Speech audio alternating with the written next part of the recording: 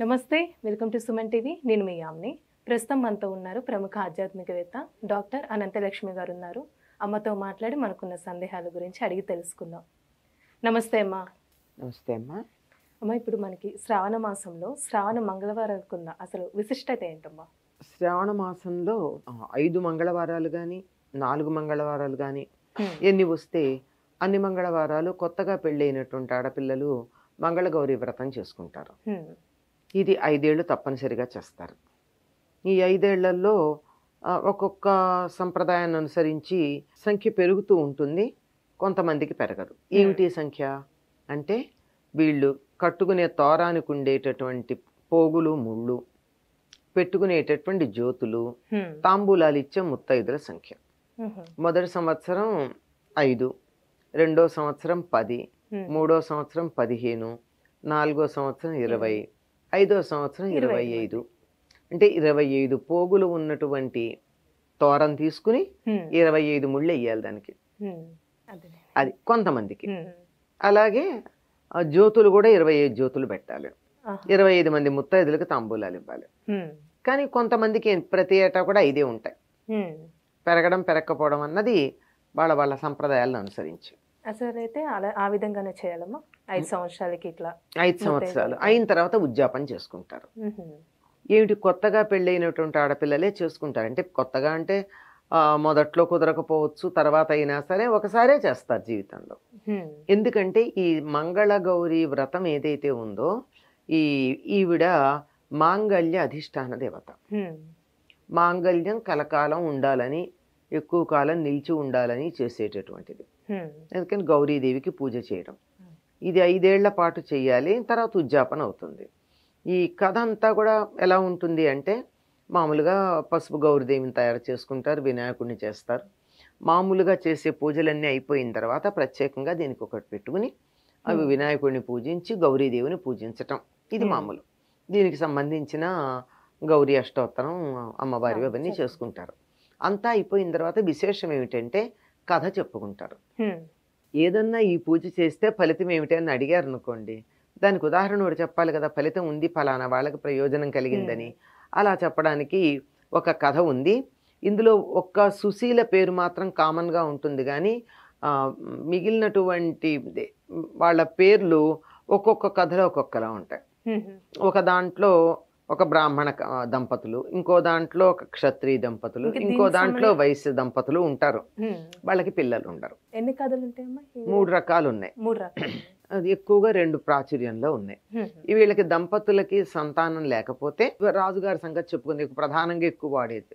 సంతానం లేదు, సరే బాధపడుతూ ఉంటారు. ఈ లోపల వాళ్ళ అంతఃపురం దగ్గరికి ఒక జంగమదేవరు వచ్చి భిక్షం అడిగితే రాణిగారు ఇద్దాం అనుకుంటే అతను తీసుకోడు. అలా 2 రోజులు జరిగాక ఎందుకు తీసుకోవటం లేదంటే, సంతానం లేని వాళ్ళ చేతుల్లోంచి తీసుకోని అన్నాడు. ఇది ఇప్పటికీ మనకి కొంత ఉందమ్మా. పిల్లలు లేని వాళ్ళని చాలా వాటికి దూరంగా పెట్టే పద్ధతి. అలా అంటే మరి నేనేం చేస్తాను, కలిగే మార్గం చెప్పాలి కానీ కాదంటే ఎట్లా, మీరే జంగం దేవరు కదా అంటే, అలా దొరుకుతుంది, నీకు సంతానం కలుగుతుంది, నీ భర్తని అలా ఆ అరణ్యంలోకి వెళ్ళమను. అక్కడ వెళ్ళినట్టయితే ఒక చోట గుర్రం ఎక్కిడితే గుర్రం ఎక్కడ ఆగిపోతే అక్కడ నల్ల గుర్రం ఎక్కి వెళ్ళు, ఎక్కడ ఆగిపోతే అక్కడ చూస్తే అక్కడ ఒక ఇది ఉంటుంది, చెట్టు ఉంటుంది. ఆ చెట్టు మీద ఉన్నటువంటి పండు ఒక్కటి తెచ్చి తింటే మీకు సంతానం కలుగుతుంది. ఈయన ఏం చేశాడు, సరే సంతానం కలుగుతుందంటే బయలుదేరాడు, వెళ్ళాడు. ఆ చెట్టు పళ్ళు చాలా కనపడ్డాయి. ఒక్కటి తీసుకోమంటే ఒక్క పండుకు ఒక్క కొడుకు పుడతాడు కదా అని కొంచెం ఎక్కువ పళ్ళే తీసుకుని బయలుదేరాడు. బయలుదేరితే ఈ లోపల అక్కడున్న వినాయకుడి మీద కాలు వేయడం ఏదో జరుగుతుంది. అయ్యో, ఈ అన్ని పళ్ళు కలిసి ఒక పండే అవుతాయి ఈయన తీసుకొచ్చేటప్పటికే. కానీ ఆశగా తెచ్చాడు కదా, దానివల్ల ఆయనకి అయితే 5వ తనం లేని కుమార్తె కానీ ఆయువు లేని కొడుకు కానీ పుడతారు. ఇది ఎక్కడున్నా ఉండేది ఇదే, ఆయువు లేని కొడుకు. అంటే కొడుకుకు ఆయుధ 16 ఏళ్ళు మాత్రమే ఉంటాడు అని వాళ్ళు అంటారు. సరే వచ్చాక తెస్తారు. ఏం చేస్తారు, కొడుకు పుట్టాడు, ఇంకా 16 ఏళ్ళు వస్తున్నాయి, తను బతికుండడం అని చాలా బాధపడుతూ ఉంటే మేనమామ నే కాశీయాత్ర చేయించి ఎవరన్నా 5వ తనం ఎక్కువ ఉన్న అమ్మాయికి ఇచ్చి పెళ్లి చేస్తాను అని చెప్పి తీసుకెళ్తాడు. వీళ్ళు వెడుతూ ఉంటే వీళ్ళు వెళ్ళే ఒక దారిలో ఉన్నటువంటి ఒక పట్టణంలో వీళ్ళు అక్కడ దేవాలయంలో బస చేస్తే అక్కడ దేవాలయం తోటలో ఆటలాడుకోవడానికి వచ్చారు ఆ ఊరు రాజుగారు అమ్మాయిను స్నేహితురాళ్ళు. వాళ్ళల్లో ఒకళ్ళనొకళ్ళు కొంచెం చెడ్డ తిట్లు తిట్టుకున్నారు. తిట్టుకుంటే అప్పుడు అంటుంది ఆ అమ్మాయి, సుశీల అమ్మాయి పేరు, మా వంశంలో అలాగా భర్త చనిపోయిన ఆడవాళ్ళు ఉండరు, ఎందుకంటే మేము మంగళగౌరి వ్రతం చేస్తాం మా ఇంట్లో, మాకు ఐదోతనం ఉంటుందే తప్ప ఎట్టి పరిస్థితుల్లో మాకు వైధవ్యం ఉండదు అని. ఇది చూసి ఈ అమ్మాయిని కనుక ఇచ్చి పెళ్లి చేస్తే నా మేనల్లుడు బతుకుతాడని అతను ఆశపడతాడు. ఆశపడి మర్నాడు ఆ రాజుగారు దేవాలయానికి వచ్చే సమయానికి విగ్రహం వెనకాలుండి మీ అమ్మాయికి ఇక్కడ శివుడు అనే పేరున్నటువంటి ఒక బాటసారి కనపడతాడు కుర్రవాడు, అతడికి ఇచ్చి పెళ్లి చేస్తే మీకు మేలు జరుగుతుంది, ఇవాళ్లే చేసేయండి, వెంటనే చేసేయండి అని చెప్తారు. ఓ అమ్మవారు మాట్లాడింది అనుకుంటారు వాళ్ళు. అనుకుని ఎక్కడున్నారు శివుడు ఎక్కడా అని వెతికి ఆ పిల్లాడికి ఇచ్చి వివాహం చేస్తారు. కానీ ఆ పిల్లాడికి దీని మీద ఏమి ఇష్టం ఏం ఉండదు, తన గురించి తనకి తెలుసు కనుక ఆ రోజు పెళ్ళి మేము యాత్రకు వెడుతున్నామని ముందరే చెప్తారు. అయితే వివాహం చేసుకుని వెళ్ళమంచు. అయితే వెళ్ళబోతూ ఉండగా ఆ రోజు రాత్రి ఈ అమ్మాయికి ఇతడికి 16 సంవత్సరాలకు ఆయుర్దాయం అయిపోవాలి కదా, అయిపోతుందని చెప్పి ఈ అమ్మాయి వివాహం చేసుకుంటే అమ్మవారి కల్లో కనపడి, నీకు నీ భర్తకి ఈరోజు గండం ఉంది, అందువల్ల నువ్వు జాగ్రత్తగా రాత్రంతా మేలుకునుండి కాలసర్పం వస్తే దాన్ని ఒక కుండలో పట్టి వాసన గట్టి రేపు పొద్దున మీ అమ్మకి వాయనంగా ఇచ్చేయమని చెప్తుంది. పాముని వాయనంగా ఇచ్చేయమంటుంది. సరే వీళ్ళిద్దరూ అక్కడ ఉన్నాడు. రాత్రి పాము రావడం, ఈవిడేమో కుండలో దాన్ని పట్టి దానికి వాసన కట్టేసి మర్నాడు పొద్దున అమ్మకి వాయనం ఇద్దాం అనుకుంది. ఇతన్ని కాశీయాత్రకు వెళ్ళిపోతున్నానని చెప్పి వెళ్ళిపోయాడు. వాసన తీసి చూస్తే అందులో ముత్యాలహారం ఉంటుంది. అమ్మవారిని పూజిస్తారుగా వీళ్ళు, ముత్యాలహారం ఉంటుంది, బాగుంది. అయ్యాక వీళ్ళు వెళ్ళిపోయారు, అన్నాళ్ళకి రారు.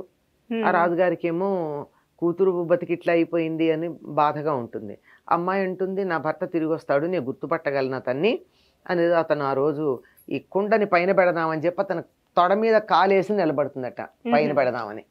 ఆ గుర్తు, నా కాలి గుర్తు అతని దగ్గర ఉంటుందని నేను గుర్తుపడతానంటుంది అంటుంది. అందుకని ఏం చేస్తుందంటే కాశీ నుంచి తిరిగి వచ్చేటటువంటి వాళ్ళందరికీ అన్నదానం చేస్తూ వాళ్ళకి చేతులు కడుక్కేటప్పుడు వాళ్ళ చేతులు కడిగే చోట నీళ్లు పోయడానికి నేను నిలబడతానంటుంది.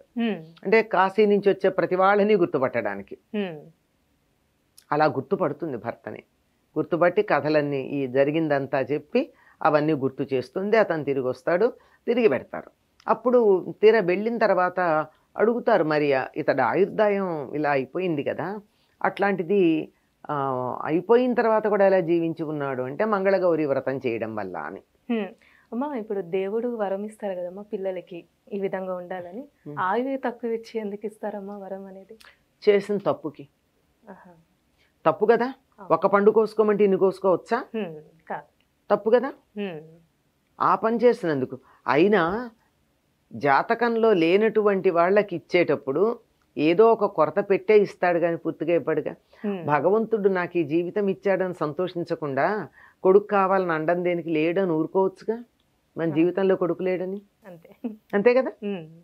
మంచి ప్రశ్న అడిగారు. ఇలాంటి అనుమానాలే వస్తాయి.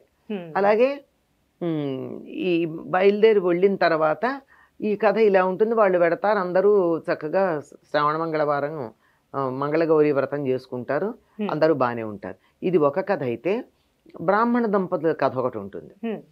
అందులో ఇదే కథ, పేర్లు ఇదే. అందులో ఇంకోటి ఏంటంటే, కొడుకుని ఇలా మేనమామ కాశీకి తీసుకెడితే కొడుకు తిరిగి వస్తాడో లేదని ఏడిచి వాళ్ళ కళ్ళు పోతాయి. ఏడ్చి కళ్ళు పోయేటప్పటికి ఈ అమ్మ అలాంటిది ఏం లేదండి, మీకు కళ్ళు వచ్చేస్తాయి, ఇదిగో నేను మంగళగౌరి వ్రతం చేసినప్పుడు కాటుకు పడతారుగా, ఆ కాటుకు పెట్టుకోండి కళ్ళు వచ్చేస్తాయని కాటుకు పెడుతుంది, వాళ్ళకి కళ్ళు వస్తాయి. అందుకని తప్పనిసరిగా మంగళగౌరి వ్రతంలో ఏం చేస్తారు మన వాళ్ళు, తోరాలు కట్టుకున్న తర్వాత జ్యోతులు అంటారు. అంటే పిండితో ప్రమిదలు చేసి దాంట్లో దీపాలు వెలిగించి ఆవునేతితో అమ్మవారి అది ఎవరు పూజ చేశారో వాళ్లే తింటారు, దాన్ని తినాలి. దాని మీద ఈ కథ చెప్పుకుంటూ ఇనప అట్లకాడ గాని కత్తి గాని పెట్టి దానికి కాటుక పడతారు. దీంతో ఈ కథ కథ చెప్తూ. కథ చెప్తూ. అది ఎప్పుడైతే అది ఆ కాటుక ఉందో ఆ కాటుక ముత్తైదులకు కూడా ఇస్తారు. ఆ కాటుక పెట్టుకుంటే వాళ్ళ వంశంలో ఎవరికి గుడ్డితనం ఉండదు అని నమ్మకం. ఎందుకంటే ఈ అమ్మాయి అత్తమామలకి ఆ కాటుక పెడితే కళ్ళు వచ్చాయి. అంటే ఇందులో ప్రధానంగా మనం గుర్తుంచుకోవాల్సింది ఏంటంటే నోట్లోంచి చెడ్డ మాటలు రాకుండా ఉంటే అమ్మవారి దయ తెలుస్తుంది. ఆ స్నేహితురాలు రాజుగారి కూతురుని కూడా ఆలోచించకుండా చెడ్డ మాటలు మాట్లాడితే ఈ అమ్మాయి మాత్రం అమ్మవారు నన్ను చూస్తుంది అందే కానీ చెడ్డ మాటలు మాట్లాడలా. చెడ్డ మాటలు మాట్లాడలేదు. సుశీల, మంచి ప్రవర్తన కలిగినటువంటిది. అంతే కదా. సుశీల అంటే అందరికీ అన్నదానాలు చేయడం, ఇలాంటి స్వభావమే కలిగినటువంటిది. అప్పుడే వాళ్ళకి ఏదైనా అమ్మవారు దయతలచడం జరుగుతుంది. ఇది కథ చెప్పుకుంటారండి. ఈ విధంగా మంగళగౌరి వ్రతం అనేది చేసుకుంటారు. చేస్తే తప్పకుండా 5వ తనం ఉంటుందని, తప్పనిసరిగా పూజ అంతా అయిన తర్వాత ఒక ముత్తైదు అని సాక్షాత్తు మంగళగౌరీ దేవిగా అనుకుని ఆవిడికి మంగళగౌరికి చేసినటువంటి సేవలన్నీ చేయాలి. చేసి వాయన దానం ఇస్తారు. చాలా చక్కగా తెలియజేశారమ్మా. ధన్యవాదాలు. నమస్తే.